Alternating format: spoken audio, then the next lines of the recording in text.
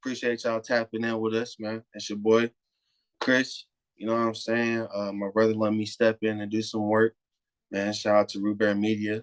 We're trying to get these interviews off and keep feeding the city. Today, you feel me? I got my man Dev in the building. Dev, how you doing, bro? Hey, what's going on? Thank y'all for having me on, y'all. I appreciate it, man. Absolutely, bro. Absolutely. We definitely been tapping in. Definitely listening to you, like what you're doing, bro. So we wanted to bring you on the platform. So we can grow together. You know what I'm saying? While you popping, hopefully you don't forget about us, bro. Have you come back, do another one. Hell yeah. For us, bro. First place I'm gonna come back to. Absolutely, bro. Yeah. Absolutely. So we're gonna go ahead and tap in, bro. I really want to just kind of start from the beginning, bro. So you born and raised in Louisville, or you from out of town, or where you? What's going on? What's up? Man, I'm from the West End of Louisville, 34th. You feel me? From down the way. Shout out to the West End, the best end. You know what I'm saying? All my people's down there keeping it real and shit. You feel me? I lived in Georgia for a couple years, but Louisville has just been where I've been at, man. I've been all up and down in the West. I mean, from Louisville so deep that I got, you know what I'm saying, people from everywhere. I done been all in the Highlands for years, all in the West End, you feel me? In the East, everywhere. I'm a real Louisville nigga, man. A real Louisville nigga. That's how I love my city, you feel me? That's what's up, bro. That's what's up. I love to hear it, bro. So growing up in the city, you know what I'm saying? People see Jack Harlow, they think that everybody's like Jack Harlow, but they don't know that, you know what I'm saying? We struggling out here. Then they remember ESTG, remember that, you know what I'm saying? There's a real other side to that city, bro. So like, what's your childhood like, bro? What would you say your childhood was like? You know what I'm saying? Was it rough? Was it easy? Hectic, man. Best way I can describe it is it's just it makes you think about how much of a blessing it is to be able to just be alive now, you know what I'm saying? And be in the position I'm in now and be able to give my kids the life that I'm trying to give my kids, you know what I'm saying? Because I got, and I don't even, you know what I'm saying? I don't even want to go into it like this, but I mean, the fact of the matter is just I done lost a lot of friends, you feel me, either to the system or to the graveyard, you know what I'm saying? And they all look like me, you know what I'm saying? I got a huge, diverse friend group, you feel me? But ain't nobody else that don't look like me passing away or going away for a long time, you know what I'm saying? So, like, to be honest, when I think of my childhood, I think of the blessings that I was afforded, but at the same time, I think about the blessings that I have to afford for mine now. You know what I'm saying? If that makes sense. Facts, bro. I feel like the city. I feel like one thing about the city was just so. It brings like a weird nostalgia to me, bro. Because like the city is nothing really like the city, bro. Like, you know what I'm saying? Kentucky. We're in the state of Kentucky, so it's not like we're in a busy state like it's New York or it's a Cali or Texas. It's not that busy. You know what I'm saying? But at the same time, we're so tapped in with everything else. I feel like Louisville's really like it's just crazy like how we're like a melting pot of just kind of like different. Everybody's different. Like you said, you got a diverse group of friends, bro. You all the way from out there from the West. You don't know who you're gonna run into out there in the city, bro. It's just crazy. I also feel like with that being in there, it kind of that upbringing that the city gives us, you feel me? I feel like that's what also, gives our musicians, our artists, you know what I'm saying? That's why we just sound different, bro. Like we just don't, you can't compare us to, the South. You can't compare us to the North. You know what I'm saying? We're not, it's just it's a different vibe, bro. We're our own entity, bro. And I love that about that. So hell yeah, bro. The city's ignorant. That's why city's ignorant. You know what I'm saying? So cool. Growing up, you got a diverse set of friends, bro. What schools you go to? We got to ask you as a real Louisville nigga, man. Where'd you go, bro? We got to. Got shit. Elementary school went to Camp Taylor. Middle school was a hectic time for me, man. Got kicked out of Westport. Got kicked out of Stewart. Eventually, they suspended me to the board. They was like, we don't know what to do with this little nigga. Fuck it, send him to Highland. Sent me to Highland, man, and that's really where I started getting. You feel me? I hate to say it like this, but it's where I more so, and this is just like kind of crazy to even be able to look back and think about this shit like this. But like going to Highland is where I like really understood how people saw me. You know what I'm saying? Like Nice. I was only around going from Westport and Stewart, you feel me, kind of lower income like base areas for schools and shit. They wasn't given the luxuries that they was given at like Highland and shit. So I get to Highland, you feel me? So like I'm going to Westport Stewart and shit, like seeing just only kids that look like me, only kids from the same situation as me and shit. I show up at Highland, you know what I'm saying? I'm fucking oversized shirts and shit, you know what I'm saying? Like trying to Yeah. have the flyest shoes, you feel me? Yeah. Fucking walking in, pants sagging below my waist and shit. Never have not had a uniform, you know what I'm saying? Walk in the classroom, seeing everybody wearing fucking like Tommy Hilfigers and the boat shoes with the socks on and shit, you feel me? Yeah. Motherfuckers is like, oh, yeah, why the hell is this shirt so big? You know what I'm saying? And like, Yeah. just the initial reaction on like how I am seen by the world, you feel me? And like taking aback, it kind of took me back because a lot of people, once they kind of get that label on you or they kind of see you as this, they put you in this box almost, bro. Like, Yeah. people just assume, you know what I'm saying? Yeah, I'm from the West, I'm a hood nigga. But to me, there's a difference. I'm a nigga that's from the hood, I'm a hood nigga, but I'm not a gangster, you feel me? I'm friends with a lot of affiliates, you know what I'm saying? And I got a lot of dangerous family, you know what I'm saying? But that ain't, people see me and they just like, ah, shit, this 6 foot tall nigga with dreads, you know what I'm saying? He's a little louder than everybody else. Dude gets wild, you feel me? They don't get to know about like the nerdy part, like the nerd part of me, you know what I'm saying? The musical part, the passionate part, you feel me? They just assume that that's the shit that I'm on. And that's really what Highland taught me, was how to manage myself around motherfuckers to keep that utmost respect. And when I say manage myself, I don't mean like hide my blackness or nothing, but I mean more so in a way that I can control kind of how people saw me and what light they saw me in. You know what I mean? Right. Then, you feel me? Went to Atherton, got kicked out of Atherton 3 months before I graduated, cuz and I had to graduate from Butcher. Shit was different back then, bro. Yeah, man. Yeah, man. It's crazy that you say that, bro. Cause I'm, from a nigga coming from a different perspective from you. I'm from J Town. You know what I'm saying? I grew up in J Town. You know what I'm saying? We did have the single mom house going on. You feel me? 3 kids doing our thing, but I did grow up in J Town. You know what I'm saying? So growing up and going to like, I tapped in with K-State a couple times, never finished. Tapped in with K-State a couple times when I talked to other Louisville niggas from K-State. Like, where you from? Louisville. Nah, nigga, where you from? Bro, I lived out in J-Town. I went to J-Town High, da.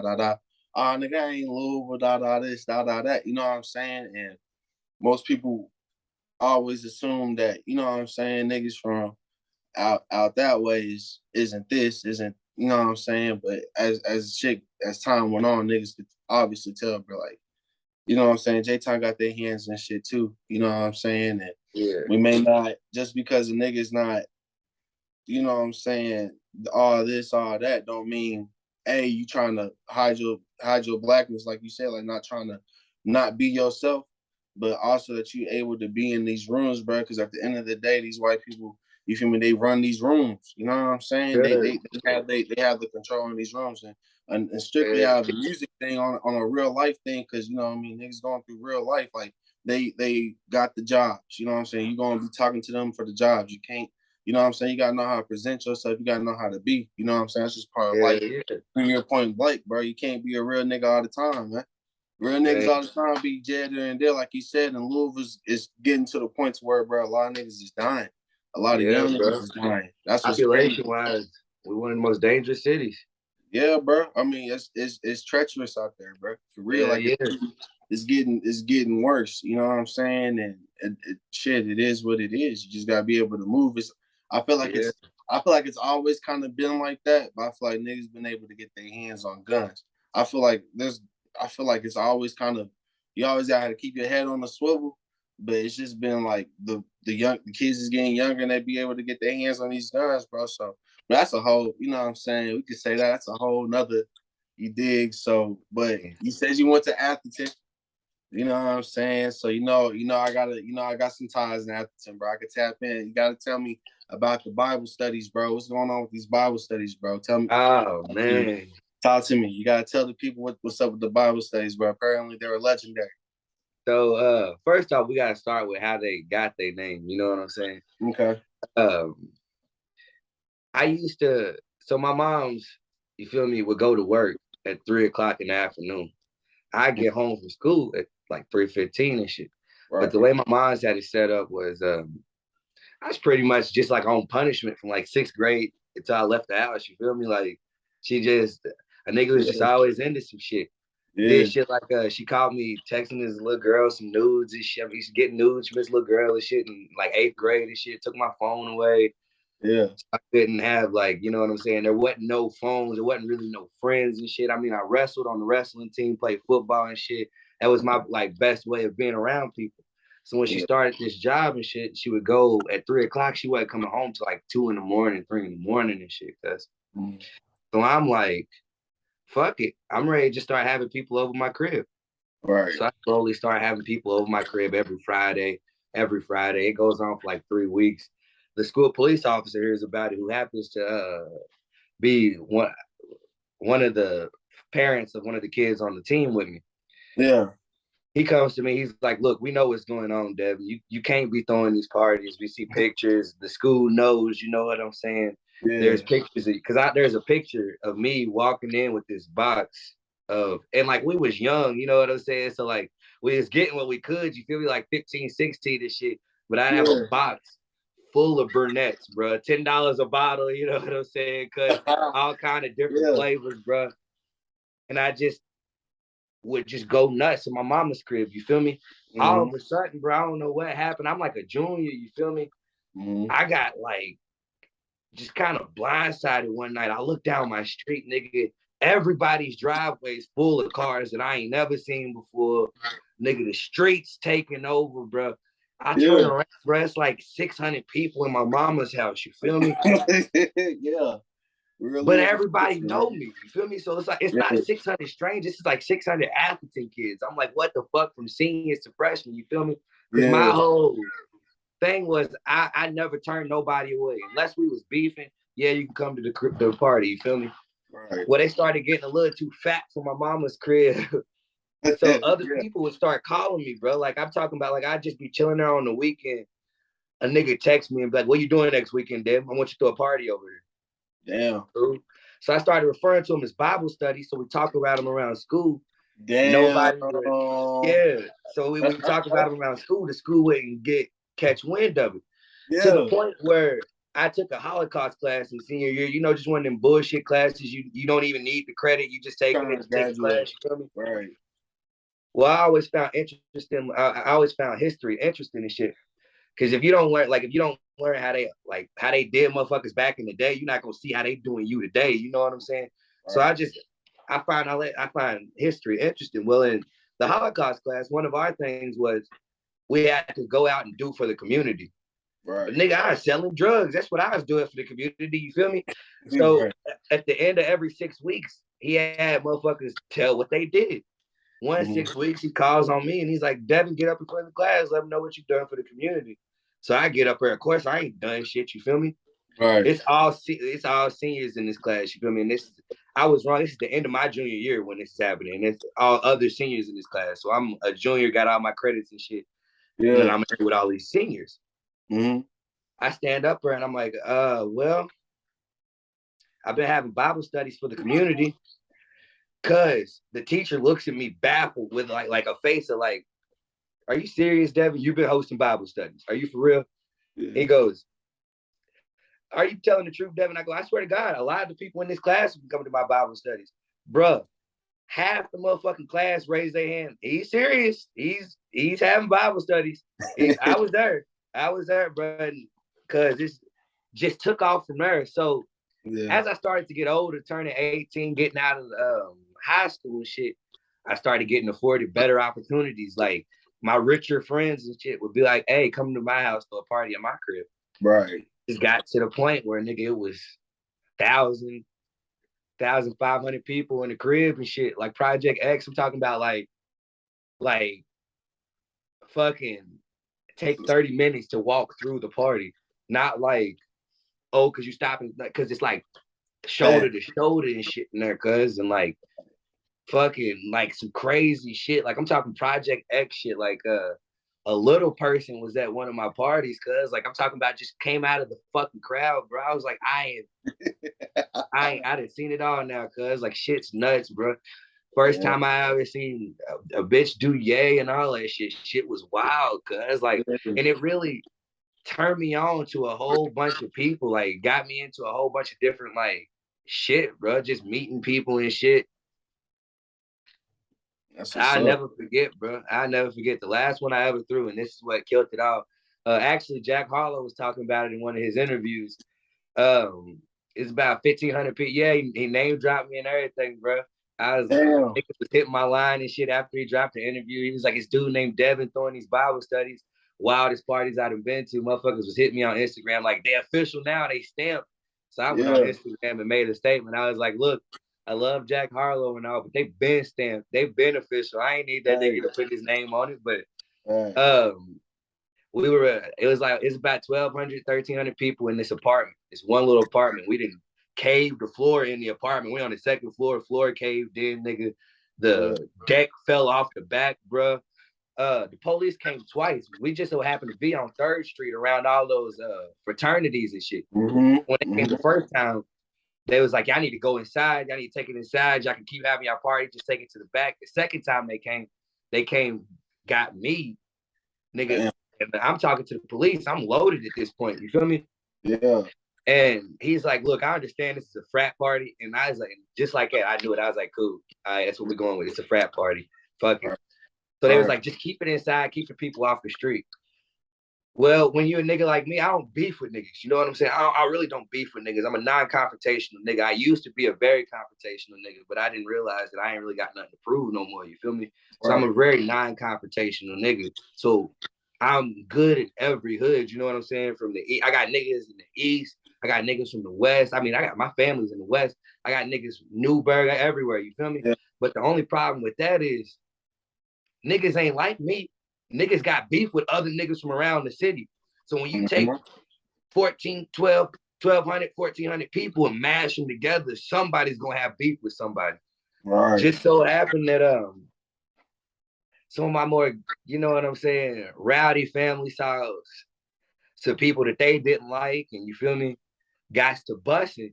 But when I say gets to busting, bro, I don't mean like it's just two people shooting. Like, nigga, it's like 10 niggas standing in the middle of the street and the crowd's dissipating. Niggas is running, a nigga running out the car with a Draco. It looked like a scene from Call of Duty. And the whole time I'm just sitting there on the balcony watching it happen. Just watching my people kill each other, bro. And I was like, yeah, nah, this shit, I'm never ready to be a catalyst for this shit again, bro. It's not that we don't deserve to have a good time, bro, but I can't. A girl got shot in the neck. They said she wasn't never gonna be able to walk again and shit like that. Luckily, she can walk. You feel me? Ambulance had to save her. My nigga ended up getting hit in his legs and shit. Hold up, give me one second. Y'all do your thing. So I just can't be that catalyst no more, bro. It's just, I don't know, bro. It made me feel some type of way going home and thinking like, oh man, she might never like walk again. You know what I'm saying? She might never talk again. Luckily, she's made a full recovery. She's walking, she's talking. I saw online she was at another party. I was like, I never would have gone back to a party if I got shot in the neck. But I mean, you know what I'm saying? Right. Take every day. Yeah, man. Like, it's kind of like, bro, me and my homie, bro, I get on the phone with my nigga almost every day, man. I talk to him. He's still out there in the city, bro. And I saw he say, bro, it's like a wild, wild west out there, bro. So all they say is like a wild, wild west out there, bro. And everybody got something on them, bro. You know what I'm saying? I'm here in Georgia, so it's really no different. You know what I'm saying? But out there, you know what I'm saying? It's just getting wild, bro. It sucks to hear. And damn, I hope that girl. You know what I'm saying? That sucks, bro. That's shit. Yeah, what part of Georgia you in? I'm out here in Lawrenceville. Lawrenceville, right outside Atlanta. You know what I mean? Cooling, got the little family. We doing our thing, man. Doing our thing. Yeah, my mom's second husband was in the military. So we lived in a military base down there 15 minutes outside of Savannah. A little city called Little Whiskey, Georgia, bro. Dirt roads to get to the motherfucker. It was nice, bro. It's different. I was only there for like 2 years, you know what I'm saying? But it was different. Right. So what would you say coming up in the city? What was your influences, bro? Who makes you as an artist? What do you think who was you listening to coming up that you feel me molded you as an artist, bro? Because in your music, bro, I feel like you do so many different things. I feel like you probably got a plethora over there, bro. So what you spitting on? Man, well, one of my favorite artists from the city ever is a dude named One Take Timmy. Just the way that he plays with his flow. I call it dribbling on the beat. It's his flow, you know what I'm saying? He dribbles like he's fucking Kyrie, you know what I'm saying? Dude's got metaphors, which I fucking love to death. Another dude, this dude named Corey James, he's a singer, bro. It's kind of where I get my melodies from. I don't know if you've heard any of the newer stuff, but I'm starting to discover what my voice can really do and shit. You know what I'm saying? Like outside the city, I'm a real big Childish Gambino fan. Uzi, Kevin Gates. Oh yeah. Wayne, of course. You know, Drake. I fuck with Drake. Cole and Kendrick for sure. But then I got some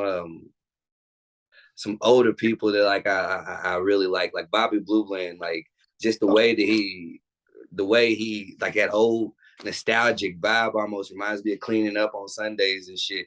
Kind of a dreamlike sound to me, you feel me? And that's kind of what I've been going for more recently is something that like sparks that almost dreamlike feeling, that creativity in your mind where this reality is lucid, something to be played with, you know what I'm saying? And in older music, that's where you finding that shit at, you know what I'm saying? And Bobby is he's the first person that came to mind, but Bobby Blue Bland, man, my aunt, she's an older lady. She was a teacher for 30-something years, you know what I'm saying? So a lot of that shit was what I was growing up on, bro. And like thinking back to it, when I think about it, it's almost like it's like being played from a distance, you know what I'm saying? But it's right here. And I'm like trying to find that. I'm trying to like work with this malleability.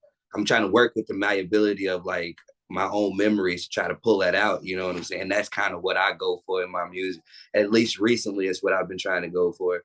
So a lot of my, like, one thing that I've been told a lot is that I don't sound like anybody specifically with my voice. And it's not because I don't, it's because I can't sound like anybody when there's so many people inside, like, who are influencing me. I'm not just following one sound, you feel me? It's what I've picked apart and put together from all these different locations and shit, man. It's wild. Even people like I grew up in a very Christian household. Me, myself, I had a crisis of faith. I'm not really going down that lane anymore. But like even people like Kurt Franklin and Yolanda Adams and shit, people I like grew up listening to and shit, like the way that they almost commanded your attention, commanded you to get in the mood that they're in. You feel me? Like the feeling they feel. Like in that instance, it's a holy feeling, you know. And all I'm ever trying to do is like convince you to stop lying to yourself, because that's why I make the songs I do. Like not the latest song, but the second song I dropped about 3 weeks ago, Lonely. You feel me? Yeah. It's literally people like listen to it and they're like, oh, I feel that. I feel you on that. It's a letter to myself more than anything. I'm trying to convince myself of these things. Like the lyrics, yeah, I got this blunt, so I can't be lonely. Yeah. Buy my Dolo, roll it up, and I hit it slowly. It's like there's a question mark behind that, so I can't be lonely. Like, right? Like, I get high instead of be like, this is shit that I really like deal with. Like, you ever know that you got so many people around for you and shit, but because you can't get right with yourself for your own demons, even in a room full of your loved ones, you can feel like lonely as fuck. You know what I'm saying? And it's like, I know I didn't went off on a tangent, bro. But but you good. No, I feel like that's a good point to kind of just pivot on right there, bro. Because like I feel like, you know what I'm saying, what we also trying to do, bro. Like, yeah, we trying to put our artists in the spotlight, but our audience needs to get, you know what I'm saying, they need some truth, bro. Like a lot of things is out of the normal person's reach. Like, you know what I'm saying, you get on Instagram, everybody got the chains, everybody got the cars, everybody got this is real, you know, people are really grinding. The city got real talent. And I feel like there's things in your music that, you know what I mean, needs to be highlighted. And going back to Lonely, you feel me? Like you said, bro, like you got everything, you can have everything you want, bro. You can have your friends, you can have your blunt, you can have your drink, you can be good, you got everything, a good ass day. But for some reason, it's just not, you don't feel like, you feel me? And Yeah. Hey, bro, that's a story that a lot of people can relate to, bro. So I'm glad you tapped in on that. And going into your newer music, bro, he's back, bro. He's back. He was tapped in with our boy, who was on the last interview, Yes, Voodoo, sir. Shout out VoodooBeat, VoodooBeat. shout out Voodoo. You know what I'm saying? He be doing his thing. That boy's real. You know, he's real person. I like his production, bro, because you could tell like a lot of people just slap out beats that sound like somebody else's beat. You know what I'm saying? People just get on there and just do the boom boom. You know, whatever it is, bro. The simple, the easy, put it up, and it sounds like everybody else, bro. Voodoo really got a specific way he does his production, bro, and I like how he does his beats, bro. So Oh yeah, man. how did he's back with Voodoo? How do y'all link up, bro? How much work have y'all done together, bro? What's the relationship between you and Voodoo like? Man, look, that's it's like a little brother to me, man. That's and when I say little brother, I mean that in the most term, but not like I'm trying little brother. He's younger than me, you know what I'm saying? Right. I see him as strictly a peer, as a, you know what I'm saying? Like we are on the same level. That's a little brother to me, and the fact that we family, you know what I'm saying? Right. He, to be honest, I was a little sick when I did the interview with him, because I was like, God damn it, now everybody's about to be tapping in with him. Now I ain't go. Hey, I'm talking about like, bro, right now we probably got like 15 unreleased songs. Like, he is my primary producer. He's the guy that I primarily go to for beats. So now when I saw him on this interview, I'm like, dog, everybody's ready to find. Not that I don't want him to blow up, but I kind of hope to blow up with him. You know what I'm saying? Like we do our thing together, bro. A little bit on that selfish tip. I'm, you know, being honest, and you know, just a little bit on that selfish tip. It's like, man, everybody's gonna be wanting to work with Voodoo. I'll work with Voodoo. Back up, you know what I'm saying? Like as my producer, you feel me? But dude's crazy talented, dog. And like even from the beginning, I've set him up with because I was getting in studios and stuff before I met with Voodoo, just doing my YouTube beat thing. And I realized that it's not the way to go anymore, bro. Like I need original content. I'm on Apple Music, Spotify, Dozer, everywhere, you know what I'm saying? Tidal. In order to do that, you need original beats and shit. So he randomly, cuz just one day hit me in my DMs.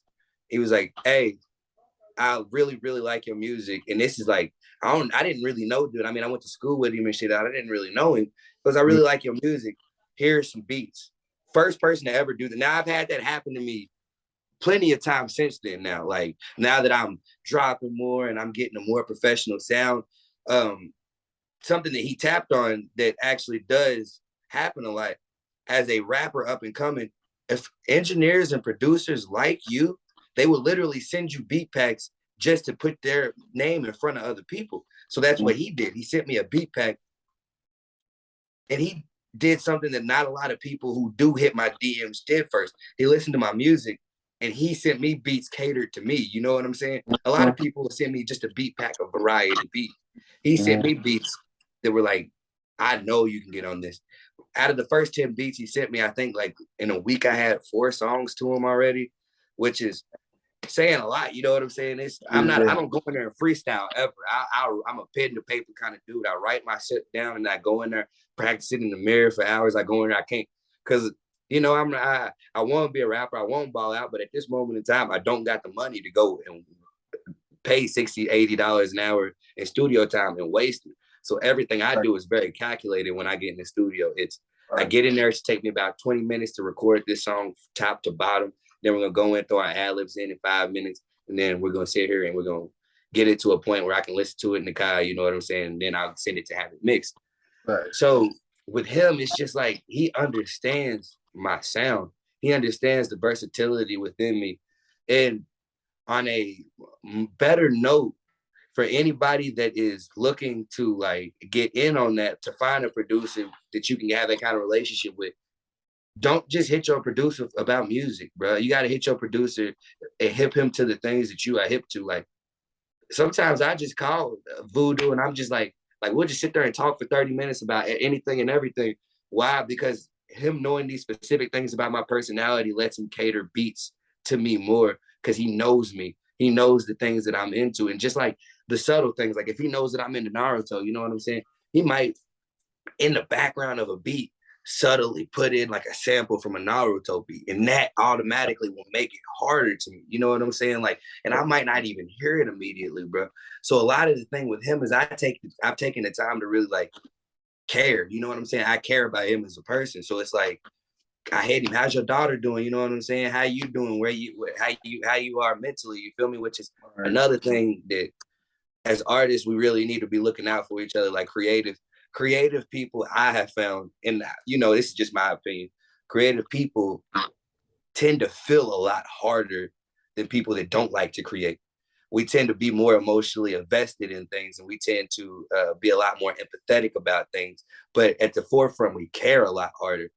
Right. I've realized that it's easier for my creatives that I'm around to slip into depression than anybody else because they understand deeper, I feel, and they're more in tune with their emotions because they're always trying to convey how they feel on the inside.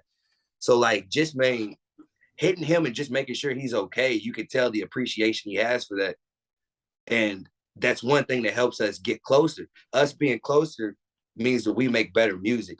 Us making better music just means that I have more confidence, because it's one of the things that I really wish he would have touched on is like the confidence issue that comes with making music, bro. Like, yeah, I don't think I'm bad at creating music, but I put other people on such this higher pedestal because I'm looking at them like, wow, they can create this. I can be doing something like that. And it gives me a little like trepidation when it comes to dropping my music or even letting people hear it. But like, I kind of got through that shit. I just, you know what I'm saying? Smoke my little blunt, drop it, you feel me? Or have other people drop it for me, you feel me? It just, if it's weak, oh well, I mean, all I need is 1-2 people to hear it, like it, you feel me? And even if you don't like it, at least you listened, you know what I'm saying? right. One of the secrets that I heard that really made this shit worth it to me, right? It's not really a secret. It's I guess just kind of a saying that I heard from this guy who, the first dude who ever like engineered me, his name's David Reed, told me, he said, well, what are you looking to do? And I was like, well, I'm looking to sustain myself through music, sustain my family through music, make sure everybody's okay through music. He was like, well, are you trying to be mega famous? Are you trying to write for people? Are you trying to like be just a part of the music? Like, does it matter if you're a part of the process? I was like, honestly, one day I'd like to be famous, but I want to get to the point where I'm just writing motherfuckers' music. That's where the longevity in your career comes from. And he's like, well, Devin, if you want to get there and you're trying to also support your family, if you have, all you need is 100 solid fans. Keep your job, keep your day job, but you need 100 solid fans to make this worth it. Before you'll start feeling like this is worth it. I'm like, 100 fans, that ain't shit. It's people out here with thousands of followers. He goes, no, those are people with thousands of followers. You need fans. Fans are people that are willing to spend upwards of $100 on you in a year. If you have 100 people spending $100 on you in a year, how much money is that you're making over the year just from your side passion? And I'm sitting there, I'm like, damn. Yeah. You know what I'm saying? Like, that's a good ass point. He's like, bro, you don't even getting mega famous, getting the following is what you need. You know what I'm saying? But at this point right now, what you need to focus on is getting 100 people willing to spend $100 on you. That's it. And it doesn't even have to all be at once. If 100 people, if I throw 3 shows, release some clothing, you know what I'm saying? The shirts maybe $15 or a sweatshirt for $30, do 4 shows at $10 a pop, and you know what I'm saying? Drop music somewhere where people like can like Patreon it or some shit, you know what I'm saying? Like, within those ways, I can, if those 100 loyal people dedicated come to me and do those things for me every time, those fans, you know what I'm saying? Those are real fans. Then you've made something. You know what I'm saying? And that like took me back because I was like, damn, you know, I'm sitting here thinking I got to be in LA. You know what I'm saying? I got to be, I had to have millions of followers and shit. When in reality, bro, like, yeah, it's not a crazy amount of money, right? But that's like $10,000 I didn't have. You know what I'm saying? Like, adds up. It adds up, and 100 followers such a, you know what I mean? That's only the beginning. You get to 100, then you're going to get hungry for that 1,000. You get to 1,000, you're going to get hungry for that 10,000. Then, you know what I'm saying? It just builds yourself up, bro. I think I seen something on Instagram either this week or last week, and they said, why are you focused on getting 100% better today? You know what I'm saying? Like if you're trying to get 100%, that's impossible. You can't get 100%. There's no Yeah. way you can get 100% better. You can double what you are right now after these 24 hours. You gotta focus on being 1% better, 2% better every day, bro. That's the Oh, only God. thing. And then once all those add up, you'll look up, and then now you double what you was last year. You know what I'm saying? God. Triple what you was 2 years ago. You know what I'm saying? So definitely is the hustle, bro, and that's definitely the good thing you talked on that confidence, bro. And I heard you drop some Louisville artists in there. You know what I'm saying? I took a look into your catalog. You on Apple Music, you're on Spotify, you know, you're on Tidal, you're on SoundCloud. You know what I'm saying? You got music. When would you say you started music? Man, okay, so I want to say I was like maybe 2021 when I first started dropping. Okay. I took a break for about 2 years. My best friend and manager, shout out Long Living, man, Robert Mitchum, dog. He got ripped away from me, was in the wrong place at the wrong time. You know what I'm saying? I got killed because another nigga's beef, you feel me? Really, fuck, that shit that was my brother. Every day I was with that nigga for, you know what I'm saying, gangs, potty trade type shit, you feel me? When he died, bro, it took a lot of he was the coolest nigga to me, you know what I'm saying? So by him having so much confidence in me and putting me up on this pedestal, you feel me? I felt like I was that shit. I was like, this is the coolest nigga in the room, and he thinks I'm the coolest nigga in the room. You know what I'm saying? Yeah. So like, he would get me in all these spaces. He got me on Apple Music. He got me on Spotify and shit. We was pushing. We was working, man. And he died, bro. And I couldn't bring myself to even go to the studio. I hadn't gone to the studio without him before. You feel me? So I took like a 2 or 3 year break, bro. And I'm just now starting to drop again this year.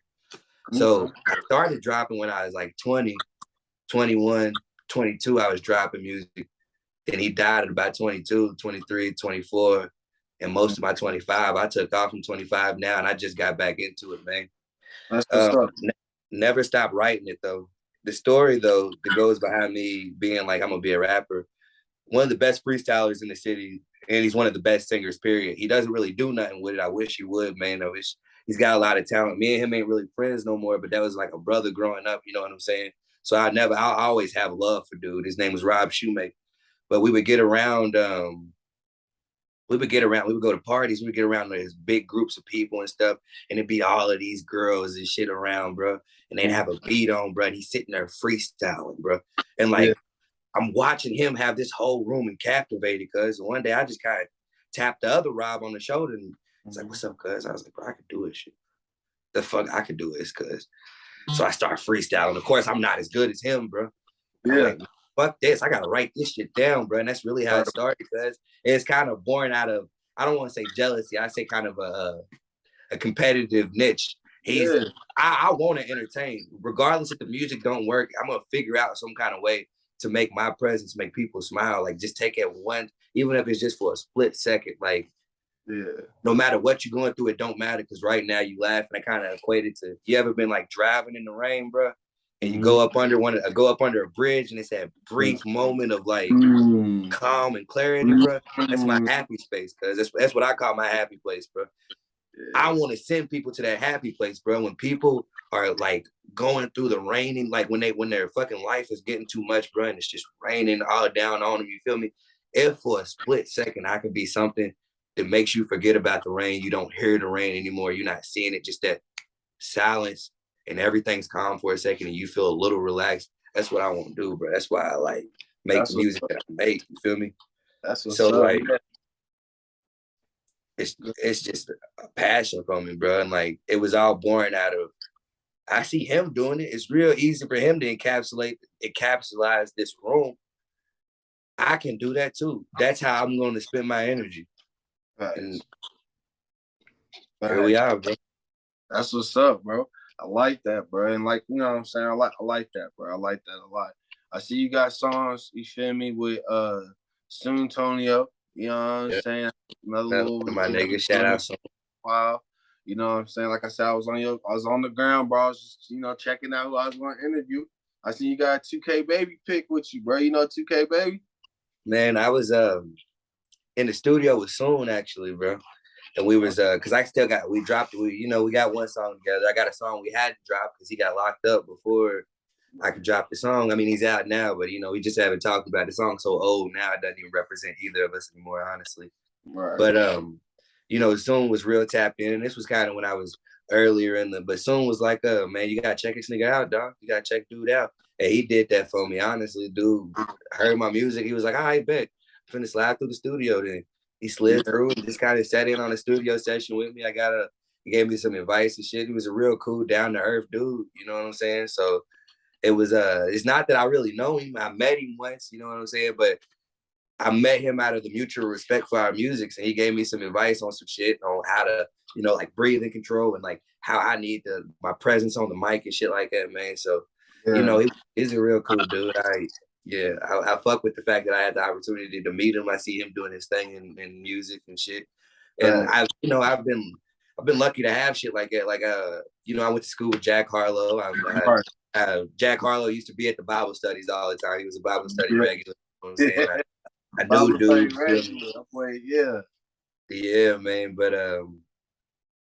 before he was popping, but before he was huge, like a megastar like he is now, I would drop my music on SoundCloud and I send it to him. He used to, give me pointers on that and shit as well. You feel me? So yeah, I was gonna say I seen that he liked one of your pics on IG too, bro. Like he's active, like he ain't, and that's one thing I heard about Jax that you know what I'm saying. Like he ain't, like he's busy. He's a busy man, bro, but he ain't out of touch with the people he actually know and who he grew up with, bro. And real.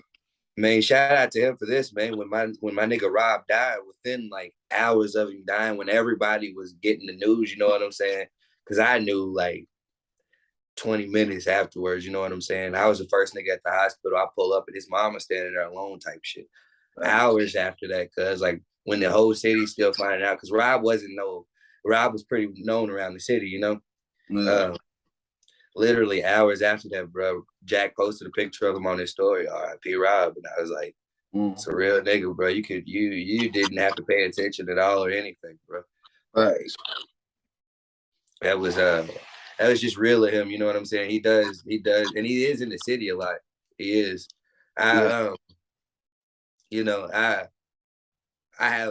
He's another person I have healthy jealousy for, because I want to see him do great things, and I want to see, but like, when I look at Jack, I'm like, nigga, we went to the same school. Yeah, you might have had different privileges in your life than me, but if you can get there, nigga, I can get there. Cool, bet. I see you there one day. You feel me? That's the thing he did for the city, bro. He made it tangible. It's tangible now. You know what I'm saying? Yeah. We got G going crazy. You know what I'm saying? G bringing people up with him. You know what I'm saying? Hey, baby's been going crazy. You know what I'm saying? We got people that we got the buzz, bro. So it's tangible, bro. We just got, like I said, I feel like we need a platform to give our artists, bro, so people can lay eyes on them. Somebody might know you from elementary school, like, hey, I ain't seen dog, and I'm gonna tap in with you, bro. So yeah, bro, that's what's up, bro. You're a real Louisville nigga, bro. That's what it is. The city's big, like we bigger than the rest of any other city in Kentucky. Like we bigger than Lex, we bigger than what fucking Glasgow, whatever, you know what I'm saying? We're so fucking small at the same time. It's just a weird thing. So, but that's what, bro. You know the saying, bro. We from Louisville, baby. Louisville, bro. Come on, bro. We don't even claim that shit, man. You know how it is, Louisville, bro. So Louisville is so small, but at the same time so big in the fact that like the rest of like Kentucky is Republican, you know what I'm saying? But just Louisville being Democrat throws the whole state off. The whole state off. Facts. You already know, bro. You already know, man. We can get into it. We're going to have to do it, bro. One day we're going to get like a Louisville podcast or something going, bro. We got to just keep it real. You know what I'm saying? But look, before we continue, I want you to make a promise to me, though. Okay, what's up? We do another interview a year from now. Both of us way farther in this shit than we are, so we can recap on this interview. You know what I'm saying? Just so we can be like, bro, we came so far from that. You know what I'm saying? Even if it's next time it might not even be on a Zoom meeting. We might be, you know what I'm saying, big enough that you like, yeah, man, you're gonna be in Atlanta this slide down on me. You feel me? Right. I'd be like, yeah, ain't no more Zoom meetings in the back room on the floor. You hear me? Thanks. You already know. Yeah, we're gonna lock that in. Y'all heard my man. You feel me? Me and Dev, we're gonna lock back in another year. You know what I'm saying? And we're gonna see the glow up for sure. I like that, bro. I like that. Yeah. So DMG, bro. Where did DMG come from? My initials. Okay. Also, it's also a play on and this is kind of my nerdy side popping out. I don't really, and this is another reason I want to do this interview, but I don't have too many opportunities. The music's there. My music's good.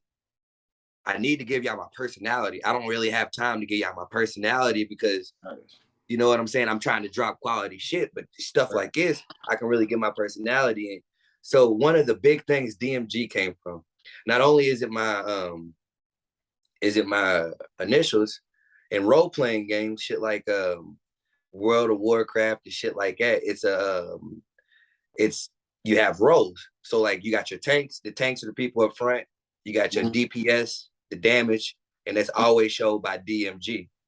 So it's damage, you feel me? That's why I go by Dev damage, just damage, DMG, you know what I'm saying? But like, and it's not just in like all kind of like role-playing games. The person you have up front is the tank. He's taking the brunt of he's doing little damage, but he can take all the damage. Nigga in the back, he can't take all the damage, but he can give all the damage, you feel me? And when I say we've been damaged and shit, you'll hear that. Soon actually said that for the first time, bro. But it just resonated with me because I'm Dev damaged. We've been damaged. Like I got damaged psyche, damaged emotion, damaged whatever, bro. I'm damaged goods, but I'm still goods all the same. You know what I'm saying? It's damaged. I leave beats damaged. You know what I'm saying? I've really been contemplating switching just dropping the Dev, maybe just the DMG. I don't know, but Dev, DMG. I like damage. I like damage for sure. Okay, bet. So, all right, cool. Let's go ahead and get these last little few in, bro. In the city, so who in the city you worked with? Who in the city do you want to work with, bro? So I've worked with a very, very talented artist. He just needs to. I've been trying to. Basically, I've got my own little collective of people that I like work with in a circle that I feel I can see their potential. Like I got people. My dude Kali, he's light-skinned dude. He's got a crazy verse. Hey, that nigga. Hey, shout out Kali. That nigga Kali got a crazy verse on one of your songs, bro. Yeah, bro. Dude's ridiculously talented. Rob Shoemaker, he's another one. Even I don't mess with him no more. He's always gonna be my family, my brother, bro. You know, just because we had to part our ways, we're on different lanes in life, bro. Doesn't mean I have lost any kind of love for him. Dude's one of the most amazing singers. He's one of the people I started doing music with. We got old songs together, like Cameras and shit like that. He's stupid talented. Corey, I was just telling y'all about. He's a very, very talented singer as well. Voodoo, of course, you know what I'm saying. Soon Tonio, King Wody, young dude, bro. He's got a lot of talent in him. Me and him, I got a feature on one of his songs. I think it's probably one of my crazier verses. Speaking of verses, when I do that in a year, better tap in with Voodoo. I want you to let me get a freestyle off on one of these. You feel me? But people I want to work with, cause I still got that dream of working with One Take Timmy. You know what I'm saying? He's like the best way I can describe One Take is you can imagine like a little boy version of Devin looking up at a big poster of One Take, like with a mic in his hand, and I'm just right. You know what I'm saying? Like that's the best way I can describe. Like you are like you feel me, like a Louisville icon to me. Fuck. You know, I've got my, of course, like my dream ones like Bryson Tiller. Of course, I gotta do a song with him one day. Got you.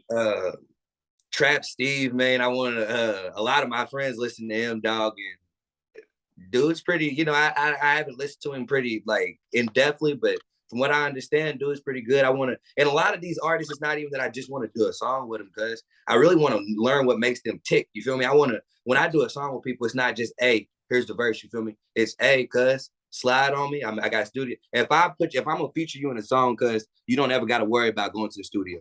If I'm featuring you on a song, it's me inviting you to the studio, and I already sent you a really like chopped up version on my phone of what the hook's gonna sound like. Just get your verse together, come to the studio. I normally get like 6-hour studio sessions. So we're in the studio from like 10 o'clock because I like to do them late.